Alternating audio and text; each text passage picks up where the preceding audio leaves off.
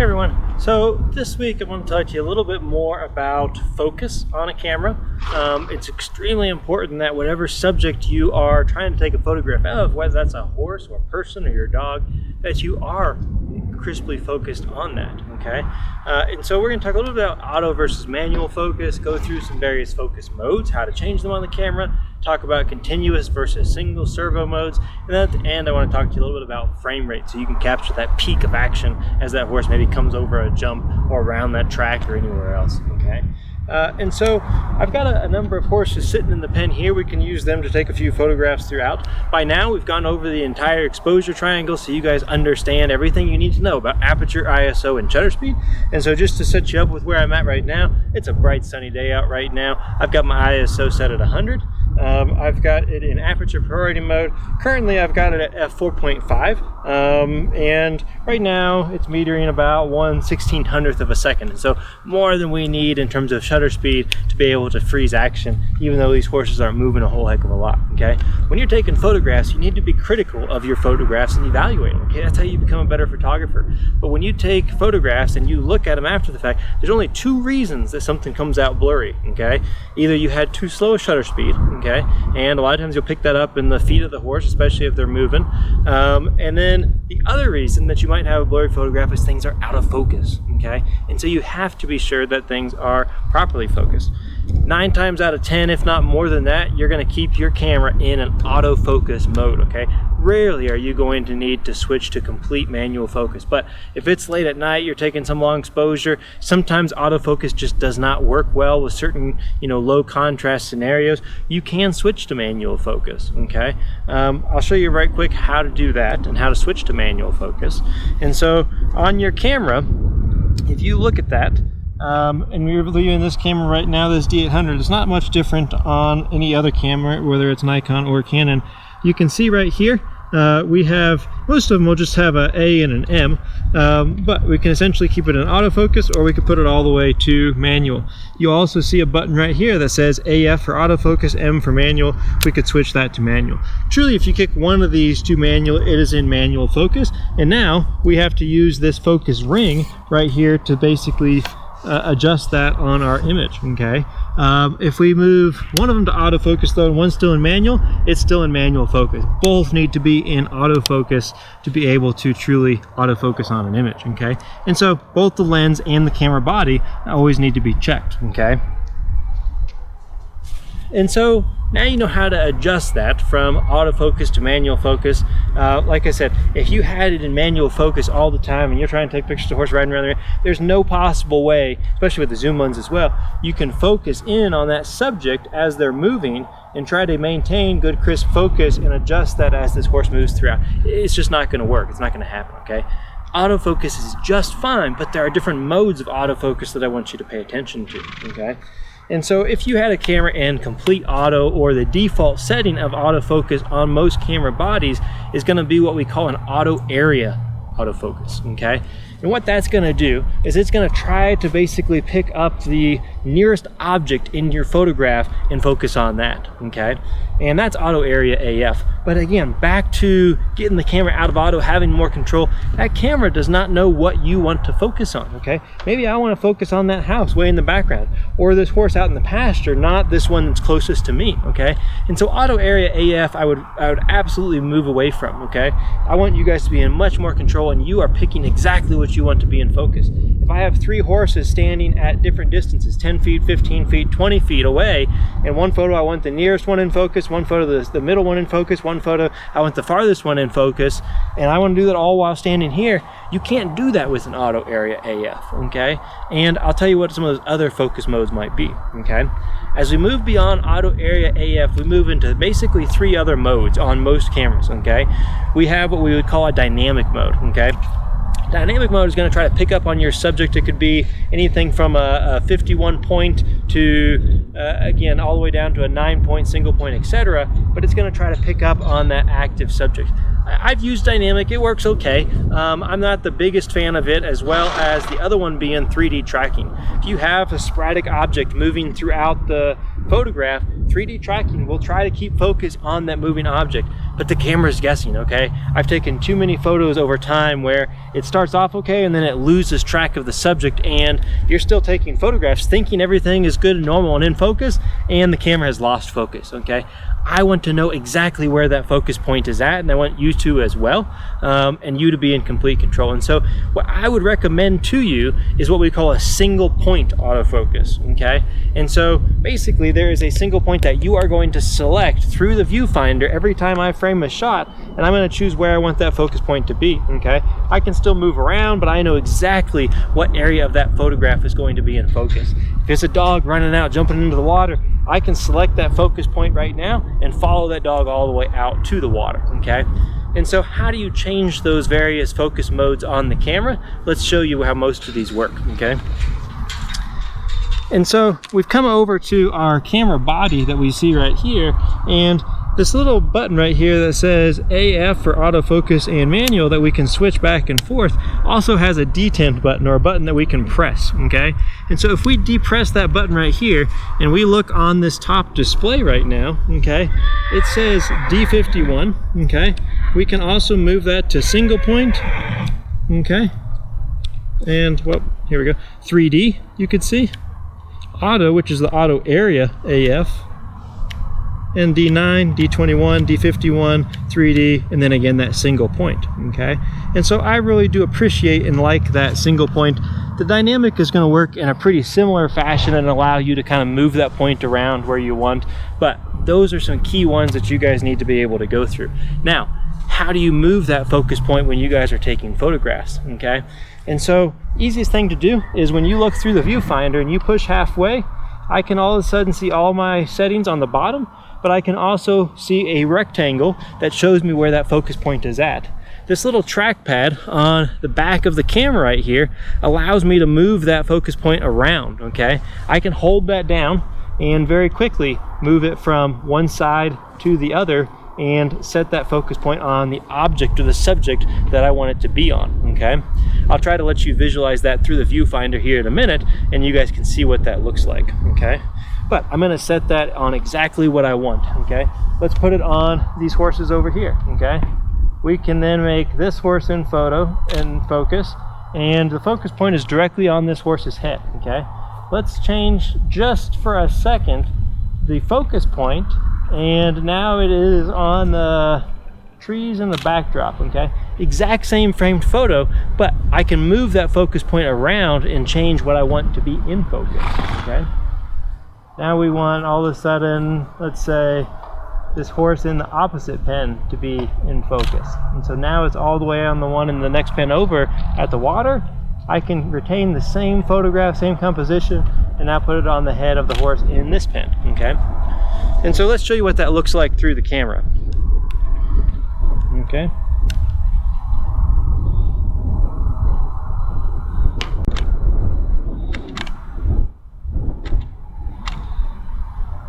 And so you guys can now see through the viewfinder of the camera, and you can see as I move up, down, left, right, I can move the focus point around. And again, I'm in a single point right now, and I can move that and put it on whatever I choose in the photograph and choose, again, what is in focus and what is not. And so the key is for you to be in complete control. And so that's the first thing I wanted to show you. Again, various focus modes. Biggest thing I can tell you is get it out of auto area. It's just going to focus on that nearest subject. That's not what you want.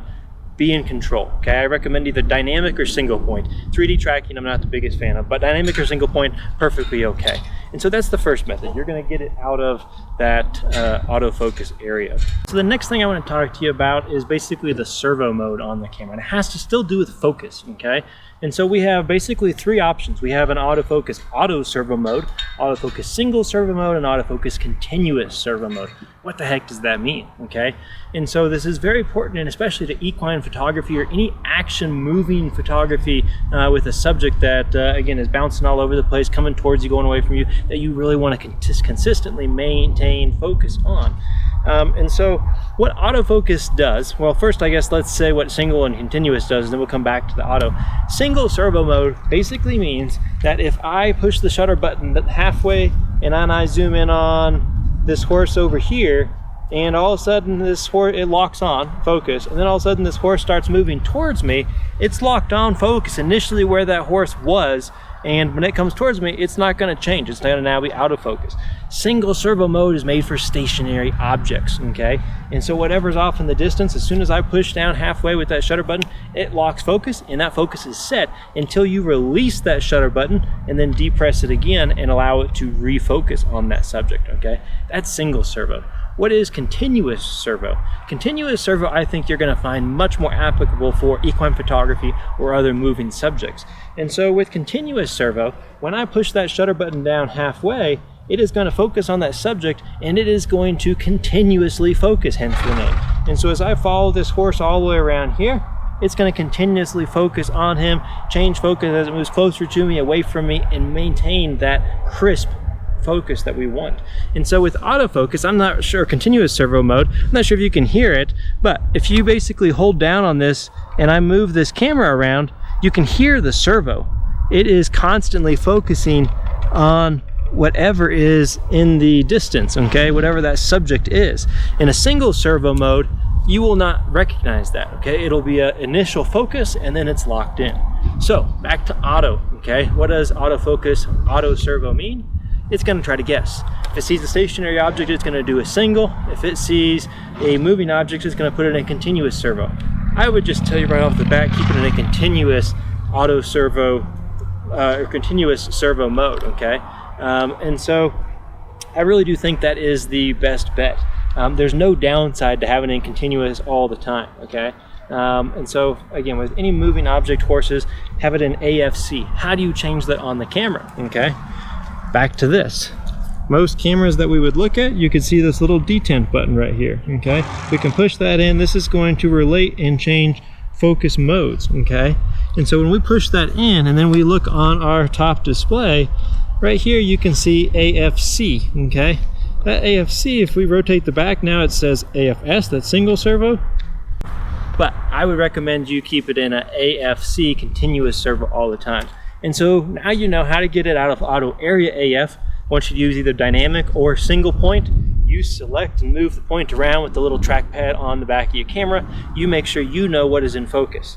Next, you put it in continuous servo mode if you're tracking objects that are moving, taking photographs of them. If all you do is take still photographs of stationary objects, sure, AFS single servo mode is probably just fine for you. But if it's equine photography, I want you to have it in AFC, continuous servo mode, okay?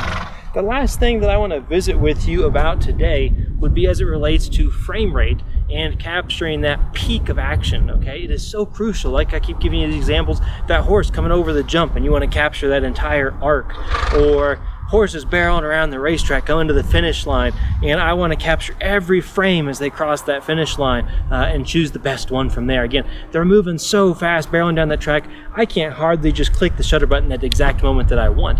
I want to use the advantage of the fast frame rate of this camera to my advantage, okay? And so with that, there's a few different modes that I want you to be aware of and pay attention to, okay? The first of which is this sub-dial button on the camera right here, okay? All of them are going to have something like this under the mode dial, where you can change from aperture priority to manual to shutter priority. And this mode basically has three settings that I'm going to discuss right now. So the first one I want to discuss right now is this single shot button right here, okay? You can see the S on the back right here. Again, this is always usually in a sub mode dial. We can turn this, we'll see continuous low, continuous high here momentarily. But single shot basically just means if I take this shutter button and I push and hold, it takes one shot, one photograph, and nothing more. I'm still holding it, okay, till I depress it. Then I can take one more shot as I hold it down. I clicked it twice, but I can, one more shot, okay? That's single shot. Not advantageous as you're trying to capture that peak of motion and peak of action as something is occurring in a scene, okay? Next thing we could roll to would be on this sub command dial. We could rotate it to what we see C and then a subscript L. C in that subscript L stands for continuous low, okay? Depending on the camera model, this may rattle off give or take 3, maybe 4 frames per second, okay? Some of it might be closer to 2 to 3, okay? And so if I all of a sudden focus on a subject, I'll get a little closer so we can hear, focus on a subject, and then I hold the shutter button down, you're gonna hear. It's still taking a photograph, and it's rather fast, but when you talk about capturing the peak of action of a horse barreling down track, coming over a jump, that may not be fast enough. And so that's taking a lot of consecutive frames, but it's at a lower frame rate. I'm going to tell you, for equine photography, for any other action photography, I don't care if it's that dog running and jumping in the water or anything else that you're taking photographs, if it's fast action that you want to capture as many frames per second, you're going to want this dial to be in what we would call continuous high, okay? And so in continuous high, now it's going to rattle off, depending on the specs of the camera and the camera body, it could be upwards of 10, 12 frames per second, incredibly fast. And so now let's hear the difference of that. And so if we focus on a subject over here and we now hold down the shutter button,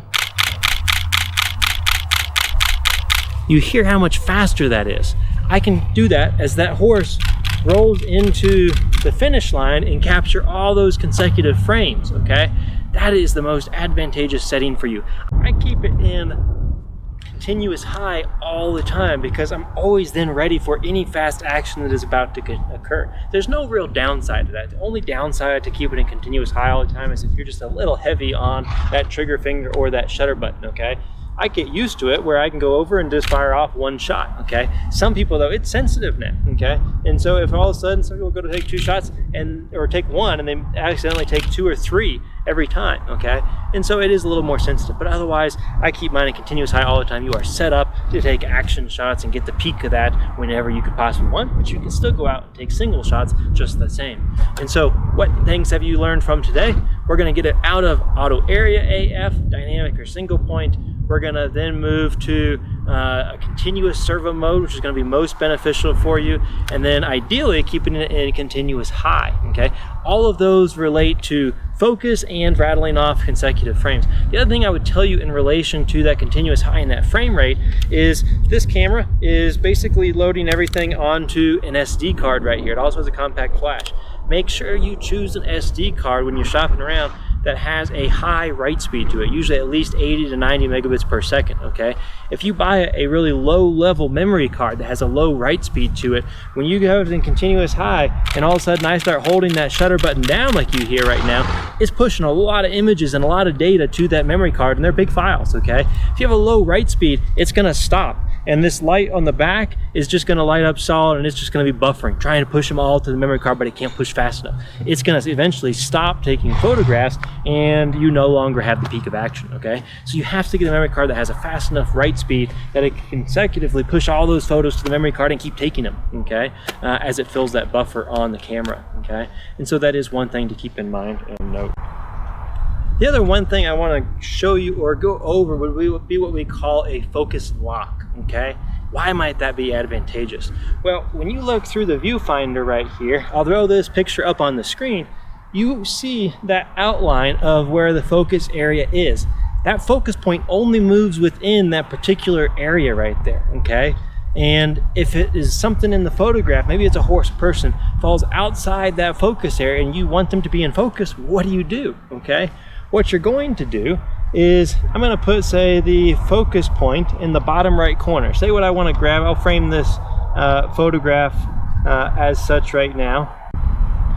And now I'm going to move over, change my composition. I'm going to press where it says AFL, okay? This button also says AEL. AEL stands for auto exposure lock. AFL stands for auto focus lock. I've got it set in the settings so that it is truly only locking the focus. So I'm going to go down to that bottom corner, grab the subject that I want, push halfway, push autofocus lock, then come back up and reframe my composition. And it's going to lock in on that focus that was in the bottom right in that subject or that object. And so focus lock does have its place. You need to know what to do if something falls outside of that focus area and it is something that you particularly want in focus. So again, just as a refresher, come down with that focus point, grab that subject, push halfway to focus on it, push the autofocus lock button, then go back up and reframe your photograph, okay? And so with that today, I hope you learned a little bit more about autofocus, manual focus, okay? How you might change those on your camera. autofocus is just fine. Okay, I tell you to get out of an auto mode, I want you to be in either manual, shutter priority, or aperture priority. So you're out of auto mode, but you can still have it in autofocus, okay? I'm still fine sometimes with auto white balance. And so some settings on the camera, but you just have to know what you're in control of.